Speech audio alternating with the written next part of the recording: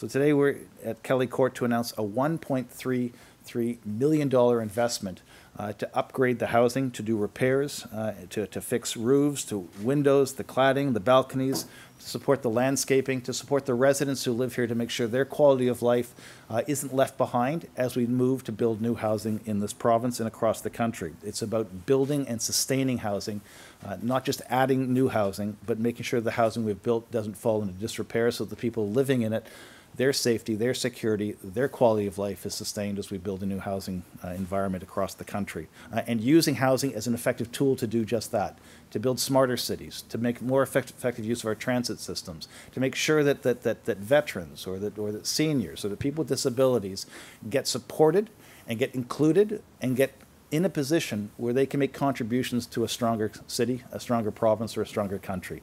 This is the National Housing Strategy in action, and I'm very proud to say that this particular part of it is being funded out of the Co-Investment Fund, which is a $13.2 billion part of the housing strategy.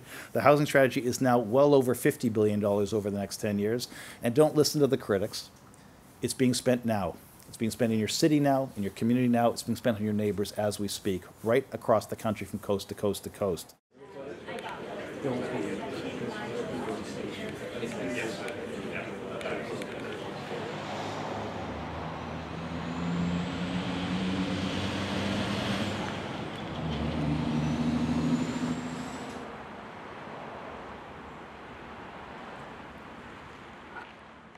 What Toronto did as a major housing provider, because they're a single landlord for the entire city of Toronto, they have control of about 58,000 units.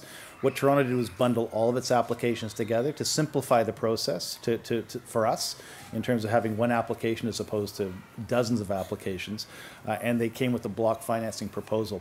We're in conversations now with the major housing providers in the Lower Mainland to do the same sort of thing, to bundle collective capital repair programs together and to build 10-year capital programs that match the 10-year housing strategy. The 10-year program gives us that stability to really move into housing sectors and really provide long-term stable funding, which allows municipalities and local housing providers to do the long-term capital asset planning that allows us to make sure that the quality of life in these buildings is sustained over the long term. So we've extended operating agreements with provincial agreements, and the BC government was one of the first to sign the accord. We've put in place long-term capital funding programs and looking at catalogs of buildings as opposed to one-by-one projects. And we're also sitting down with housing providers and showing that roadmap forward with guaranteed sustainable funding. This long-term, sustainable, and stable funding is the National Housing Strategy. And while we're seeing individual projects like this being announced, we are also seeing catalogs of programs being approached and being sustained as well. And that's why this announcement is a small one, but an important one because it opens the door for more.